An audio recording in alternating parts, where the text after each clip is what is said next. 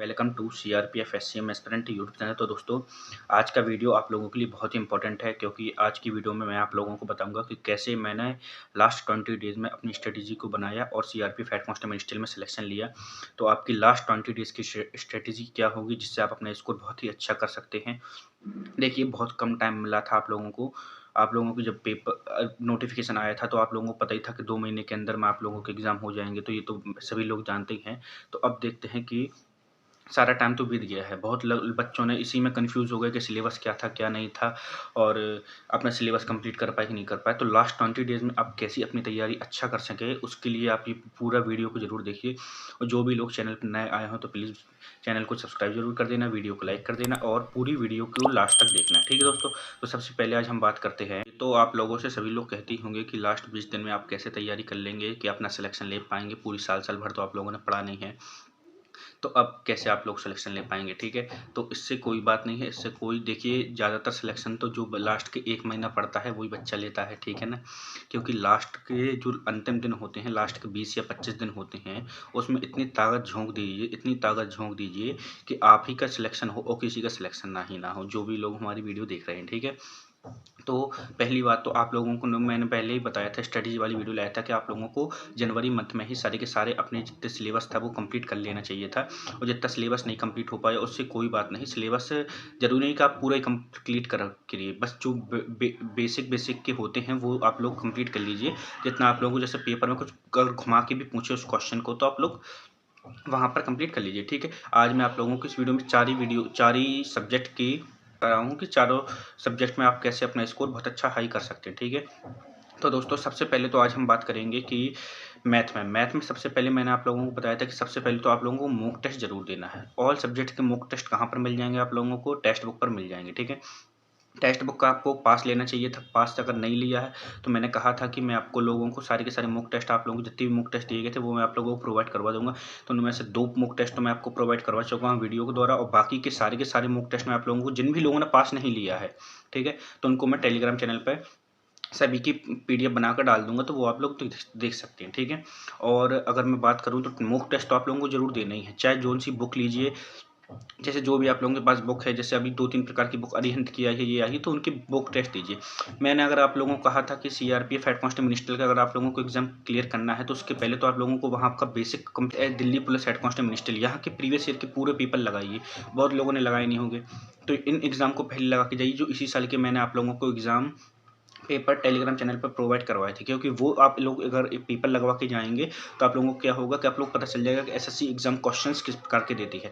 Question ज़्यादा hard नहीं आएंगे, क्वेश्चन ज़्यादातर नॉर्मली आएंगे। ठीक है, और तो सबसे पहली बात तो होगी आप लोगों की कि आप लोगों को मॉक टेस्ट जरूर देना है। मॉक टेस्ट तो जरूर दीजिए ही, नहीं दे पा रहे हैं तो सेक्शनल टेस्ट जो आपके बुक में रहते हैं वो दीजिए, उससे आप लोगों की स्ट्रेटजी अच्छे से बनेगी। अब कोई भी आप लोगों को कोर्स कंप्लीट नहीं करना है कि जो आपके चैप्टर्स छूट गए हैं तो उनको आप कंप्लीट करते रहिए, चैप्टर की छोड़ दीजिए। जितने चैप्टर कंप्लीट हो गए उतने हो गए, जितने नहीं हो पाए तो नहीं हो पाए। ठीक है, कोई ज़रूरत नहीं है आप लोगों को आप क्या करना है, आप लोगों को सिर्फ अपनी एक रणनीति बनानी है कि लास्ट 20 दिन में हम अपना स्कोर कैसे इतना अच्छा कर पाएंगे, सिलेक्शन ले जाएँ। तो सबसे पहले तो मैंने आप लोगों को बता दिया कि आप लोगों को मॉक टेस्ट देना है। ठीक है, और जो भी एसएससी अड्डा, एसएससी टेक्स्ट बुक, ये जहाँ पर भी क्विज दिए होते हैं उन क्विज को जरूर देना है। क्विज, क्योंकि क्विज देंगे ना आप तो आपका क्या होगा कि जैसे आपने जो चैप्टर कंप्लीट नहीं किया है तो उसके बारे में आपको पता चल जाएगा कि उसमें आपका कैसा स्कोर बन रहा है। ठीक है, जैसे आप लोगों ने हिंदी में ही उपसर्ग या प्रत्यय पर आप लोगों ने एक टेस्ट, मॉक टेस्ट दिया, ठीक है, क्विज दिया, कि आप लोगों ने एक क्विज दिया, तो वहाँ पर आप लोगों को पता चलेगा कि जैसे कि आप लोगों ने एक क्विज दे दिया तो आप लोगों को पता चलेगा कि कौन सा चैप्टर मेरा अच्छा है। जैसे आपने उपसर्ग प्रत्यय में 10 नंबर का 25 नंबर के एक क्विज दिया, 25 नंबर के क्विज में जैसे आप लोगों के 12 या 15 नंबर आ गए, तो ठीक है, आपका मतलब कुछ तो आप लोगों ने पढ़ा था और उसके बारे में थोड़ा पढ़िए फिर। ठीक है, एक दिन उसी में लगा दीजिए उस चीज़ को कंप्लीट करने में। ठीक है, तो जैसे कोई भी चीज़, जैसे आप लोगों ने मैथ में भी कोई चैप्टर नहीं पढ़ा है तो किसी भी सब्जेक्ट में कोई अगर चैप्टर नहीं, तो उसका क्विज लगा के देखिए, आपको पता चल जाएगा कि हम कितने पानी में हैं। पहली बात तो ठीक है। उसके बाद अगर मैं बात करूँ रीजनिंग की, तो रीजनिंग के लिए भी आप लोगों को मॉक टेस्ट देना है। जनरल एप्टीट्यूड की मॉक टेस्ट, बहुत लोगों की कन्फ्यूज है, जीके जीएस आएगा कि सर क्या आएगा, क्लर्क एप्टीट्यूड आएगा। तो सबसे पहले मैं बता चुका था आप लोगों को कि क्लर्क एप्टीट्यूड और भी आएगा, ज़्यादातर तो क्लर्क एप्टीट्यूड ही आएगा, इसलिए मैंने जितनी भी वीडियो जनरल एप्टीट्यूड की बनाई है ज़्यादातर क्लर्क एप्टीट्यूड की ही बनाई है। और जीके जीएस मुझे नहीं लगता है अगर आएगा तो भी तो 4 या 3 नंबर का ही आएगा, बहुत हार्ड नहीं आएगा। ठीक है, 3-4 नंबर का आपके नहीं भी आए तो कोई दिक्कत नहीं पड़ती, लेकिन मेन तो जो क्लर्क एप्टीट्यूड है वही आना चाहिए। ठीक है, उसके बाद अगर मैं बात करूँ थोड़ा बहुत करंट अफेयर, थोड़ा बहुत करंट अफेयर जरूर पढ़ के आना। करंट अफेयर पढ़ने से आप लोगों को क्या होगा, नॉलेज बढ़ेगी, ठीक है। और क्या होगा, जो पेपर में अगर पढ़ लेना 1-1.5 महीना पहले की, जनवरी से अभी तक की पढ़ लेना, तो वो भी आप लोगों के लिए बहुत सूटेबल है, उससे ज़्यादा कुछ नहीं होगा, ठीक है। उसके बाद अगर मैं बात करूँ, तो मैंने बता दिया कि आप लोगों को मॉक टेस्ट जरूर लगाना है। उसके बाद आप लोगों को क्विज लगाना है। क्विज लगाएंगे तो आप लोगों का क्या होगा, कॉन्फिडेंस लेवल बढ़ेगा, आपको पता भी चलेगा कि आपके कौन से चैप्टर्स बन रहे हैं, कौन से चैप्टर्स नहीं बन रहे हैं। उसके बाद आप लोगों को सेक्शनल टेस्ट लगाना है। जो सेक्शनल टेस्ट दिए जाते हैं कि जैसे आप लोगों ने कोई बुक ली, ठीक है, बुक ली तो बुक में से जो भी आप लोगों को क्वेश्चन दिए गए हैं, तो उन क्वेश्चन को एक बार लगाइए कि एक चैप्टर से, जैसे आप लोगों ने 20 क्वेश्चन सेलेक्ट कर लिए कि इस चैप्टर से 20 क्वेश्चन, ये टॉप 20 क्वेश्चन है, ठीक है। तो वो क्वेश्चन, जैसे एक परसेंटेज चैप्टर ले लीजिए, परसेंटेज चैप्टर से जितने भी चुनाव वाले क्वेश्चंस हैं, जैसे कुछ भी इलेक्शन वाले क्वेश्चन होते हैं ना, है ना, इलेक्शन वाले क्वेश्चंस हैं, और जो भी रेशियो वाले क्वेश्चंस हैं परसेंटेज चैप्टर, वो बहुत ज़्यादा पूछे जाते हैं, ठीक है। तो उन क्वेश्चन को जरूर पढ़िए।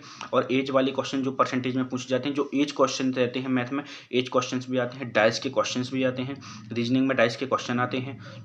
तो इन चैप्टर को जरूर पढ़ते जाइए, क्योंकि ये चैप्टर ज़्यादातर मुझे क्या लगता है घुमा देते हैं बच्चों को, ठीक है। तो इन क्वेश्चन को, जैसे बहुत सारे मैथ के ऐसे चैप्टर्स हो गए हैं जिन लोगों को आपको अच्छे से कर लेना है कंप्लीट, जिनसे ज़्यादा क्वेश्चन आते हैं। नंबर सिस्टम से ज़्यादा क्वेश्चन नहीं आते, ये मैं आप लोगों को बता दूँ, ठीक है। ज़्यादातर क्वेश्चन परसेंटेज, एवरेज और प्रॉफिट लॉस से, SI CI से, पाइप टंकी से और समय और कार्य से, सब इतने चैप्टर अगर आप लोगों ने कंप्लीट कर लिए तो मैथ में 25 में से आपके 20 क्वेश्चन तो इन्हीं चैप्टर से ही आएंगे। तो ये चैप्टर क्या होते हैं, जो मेन बेसिक पकड़ लेते हैं, दो क्वेश्चन, दो तीन क्वेश्चन इन्हीं चैप्टर से आ जाते हैं, ठीक है। तो इनसे क्या होता है, आप लोगों को ज़्यादा से ज़्यादा आप लोगों को क्या हो जाते हैं, कंप्लीट हो जाता है, ठीक है। उसके बाद अगर मैं बात करूँ रीजनिंग में, तो रीजनिंग में आप लोगों को सारे के सारे क्वेश्चन लगाने, क्योंकि वो आपकी लॉजिक की बात है, वो कोई आपको ट्रिक नहीं बताएगा। मैंने बताया था कि कहाँ से क्लास लेना है। अगर आप लोगों ने क्लास नहीं ली है तो अभी भी आप लोग क्लास ले सकते हैं। एग्जाम्पल और वाईफाई स्टडी की आप जो जितनी भी क्लासेस हैं, बहुत सारी की सारी देख लीजिए, तो आप लोगों को बहुत सारी डाउट्स क्लियर हो जाएंगे, ठीक है। लेकिन अब कुछ लगाइए, तो कुछ से आप लोगों को क्या पता चलेगा, 25 में से ज़्यादातर लोग 25 में से 22 या 25 में से 20 आराम से नंबर लेके आ जा सकते हैं। मेरे तो फुल में फुल आए होंगे रीजनिंग में, जितने भी नंबर का आया था, क्योंकि मेरा बहुत अच्छा पेपर गया था रीजनिंग का।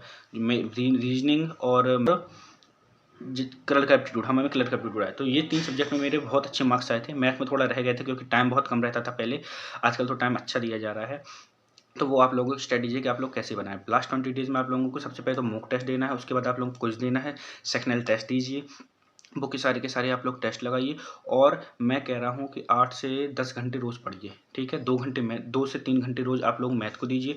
और जितने भी मॉक टेस्ट लगाइए, जैसे जो भी आप मॉक टेस्ट लगा रहे हैं, तो उसको एनालिसिस करिए, सारे के सारे क्वेश्चन देखिए कि हमने गलती कहाँ पर की है। गलती करेंगे तो आपको पता चलेगा कि गलती फिर से आप गलती दोबारा नहीं करेंगे, क्योंकि यहाँ जो गलती कर दी वो आप लोगों को पेपर में नहीं करनी है, ठीक है।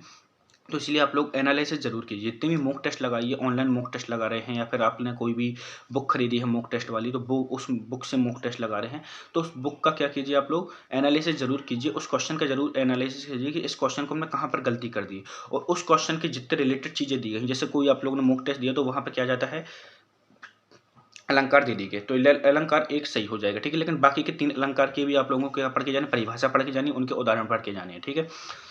रस, अलंकार, छंद, संज्ञा, सर्वनाम, विशेषण, ये सारी की सारी चीज़ें आती हैं पेपर में, जरूर आती हैं, जरूर पूछी जाएंगी आप लोगों से।